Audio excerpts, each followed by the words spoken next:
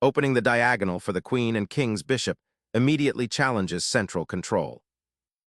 Setting up a solid pawn chain, this move immediately hints at a Caro-Kann defense, aiming for positional solidity rather than immediate tactical fireworks. Developing the knight to c3 prepares for d4, aiming to seize central space and unleash piece activity. Immediately challenging the center, black unlocks diagonals and creates dynamic tension across the board. Developing the knight further supports central control and prepares for castling. Black immediately challenges the center, opening lines and creating dynamic possibilities after recapture. Reclaiming the pawn, this knight now eyes the center and clears the way for queen development, setting up an active game.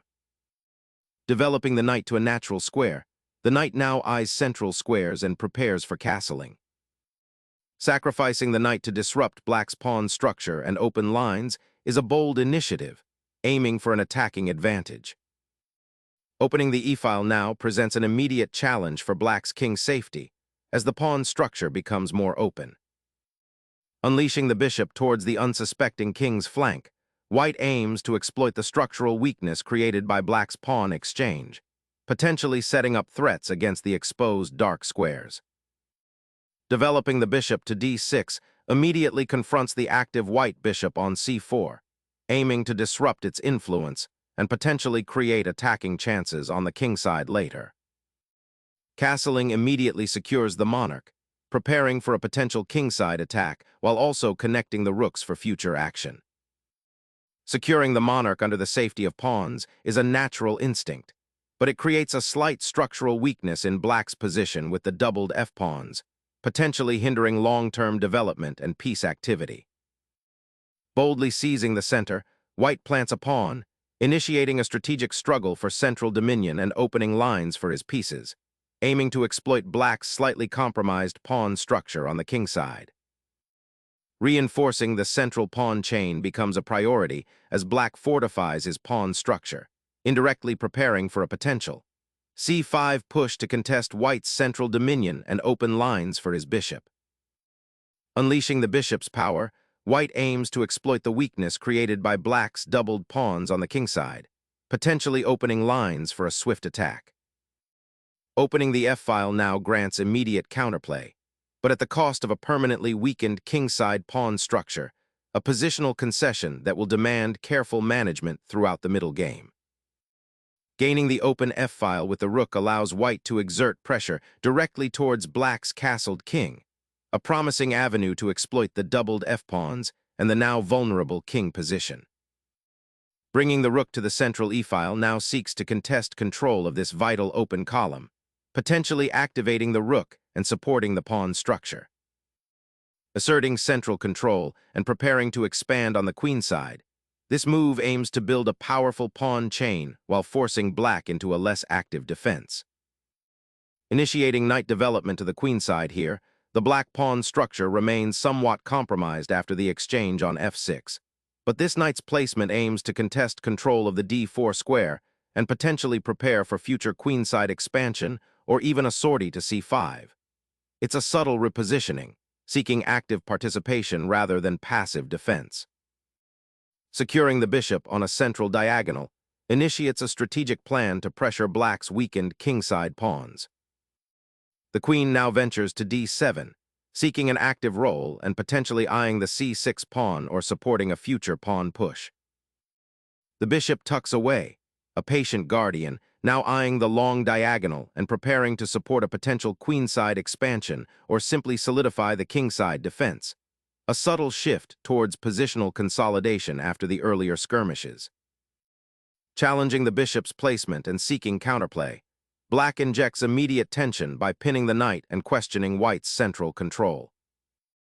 Asserting pressure along the queen's flank, this move looks to exploit the slightly passive placement of black's pieces by creating opportunities on the queenside and potentially eyeing the weak d6 pawn. Sacrificing the bishop's presence opens a vital diagonal for your queen, potentially creating immediate attacking chances on the kingside, while the doubled pawns on the f-file, though unsightly, now offer a degree of central pawn support and the possibility of activating the rook along that file later. The doubled pawns on the c-file, a direct consequence of white's capture, now present a dual nature. While they restrict black's pawn structure and potentially offer an open b-file for the queen, they also create weaknesses that could be exploited later if not adequately defended. Navigating the doubled pawns, this knight's repositioning aims to secure a more active outpost, potentially eyeing the kingside once consolidated, and offering some relief from the central pawn structure's rigidity. Unlocking the queenside pawn structure begins here, aiming to create an advanced passed pawn and potentially disrupt black's queenside coordination by forcing a commitment. Securing the queenside pawn structure and preventing a potential queenside expansion by white is the immediate priority, acknowledging the inherent weakness created by the doubled pawns on the f-file and the open e-file that black's king must navigate. Securing the king's sanctuary from potential bishop skewers along the a2-g8 diagonal, while simultaneously preparing for a queenside pawn push, demonstrates a prudent approach to fortifying white's position. Reinforcing the queenside pawn chain, black prepares to contest the open queenside files and perhaps launch a counterattack with the rook, seeking to exploit the slight structural weaknesses white has created. Shifting the rook to the fourth rank immediately activates it, aiming to challenge black's passive pawn structure and potentially open lines. This maneuver signals white's intent to exploit the slightly weakened kingside and the isolated d-pawn. Consolidating your pawn structure along the queenside after the exchange on c3 makes sense. It's a natural step to prepare for potential pawn pushes or to simply create a more solid defensive setup against white's attacking intentions on that flank. Securing the queen's placement, white aims to leverage the open d-file and potentially exploit black's somewhat passive pawn structure along the kingside after the exchange on e6. Initiating a pawn lever on the queenside, black aims to disrupt white's queenside pawn structure and potentially open lines for counterplay. Initiating a pawn thrust that dissects black's queenside structure, this capture seizes an opportunity to exploit the doubled pawns and weaken the dark squares around the black king, potentially paving the way for increased rook activity on the now open file and creating immediate pressure on black's cramped position. Opening the queenside files presents a dual-edged sword, granting potential entry points for your rooks, but simultaneously exposing your pawn structure. Black's immediate recapture solidifies their central presence, but the doubled pawns on the f-file, a consequence of earlier exchanges, remain a long-term liability that white will undoubtedly seek to exploit. The battle for initiative now shifts to controlling open lines and developing pieces to their most active squares, especially considering the increased complexity that arises from this pawn reformation. Seizing the open file with the pawn push opens up attacking possibilities along the c-file for white, potentially pressuring black's queen and rook, while simultaneously reinforcing the central structure and preparing to expand on the queenside. The opening of the c-file presents a fascinating strategic dilemma for black. Securing the queenside pawns on b5 and b6 becomes paramount to avoid immediate pressure along this newly created semi-open corridor, potentially sacrificing pawn structure for safety. Redirecting the knight to a more flexible square signals a reassessment of attacking prospects, perhaps eyeing the queenside expansion or preparing a central regrouping. Asserting dominion over the file, black's rook bravely ventures forth, immediately challenging white's territorial claims and disrupting any passive buildup along that critical vertical. Resuming control of the central files with the rook immediately after the knight's redeployment opens up attacking possibilities along the e-file, aiming to pressure black's awkwardly placed pieces and potentially create weaknesses around the king's defenses, while also preparing for future pawn advances or piece insertions. Seeking to activate the queen and disrupt white's queenside pawn structure, black boldly repositions their monarch's most powerful attacker, aiming to exploit the potential weakness on the c4 square and create counterplay down the open b-file. But this maneuver simultaneously exposes the queen to potential skirmishes and may leave the queenside pawns slightly more vulnerable to further pressure if white can consolidate effectively.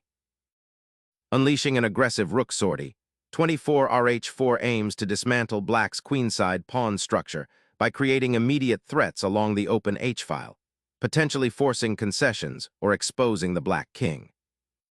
Shifting the queen to f5 aims to unburden the pawn structure and generate attacking potential, but overlooks the immediate danger on the king side. This knight repositioning aims to dominate the center and pressure the weak king-side pawn structure that black has inadvertently created with their pawn advances. The knight's journey to e4 signals an intent to participate more actively in the king-side attack, potentially supporting a future g4 pawn push or even eyeing the f6 square. It's a flexible piece, capable of defending or attacking, and its placement here suggests white is looking for opportunities to exploit any defensive oversights by black. Consider the long-term implications. Does this aggressive knight placement invite counterplay for black on the queen side, or is it a calculated risk to seize the initiative? Unleashing the center pawn immediately injects dynamic tension, challenging white's space advantage and potentially opening lines for black's rooks, though it does leave the king's diagonal slightly exposed.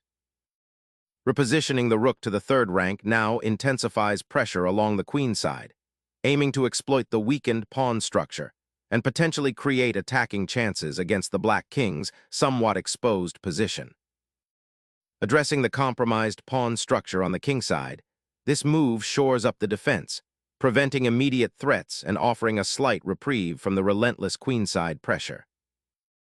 Unleashing a powerful attack on the king side, this rook repositioning aims to exploit the weakened dark squares around black's monarch, leveraging the open g-file that's just begging to be used aggressively. Embracing the queenside's open avenues, this relocation seeks to activate your monarch's shield by repositioning it behind the pawns. Unleashing a calculated knight sacrifice, white decisively disrupts black's pawn structure on the king side, aiming to pry open lines for an aggressive assault. The structural damage inflicted on black's kingside by the exchange of pawns is now starkly apparent, leaving the monarch dangerously exposed on the open file.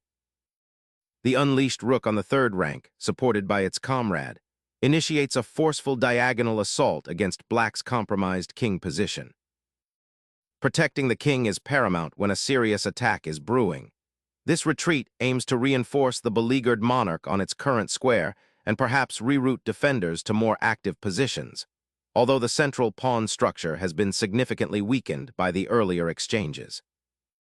Unleashing a powerful kingside attack, this aggressive advance aims to shatter black's defensive pawn structure and expose their monarch to relentless pressure. The rook's foray into the sixth rank immediately threatens tactical sequences and creates significant positional discomfort for black's beleaguered king.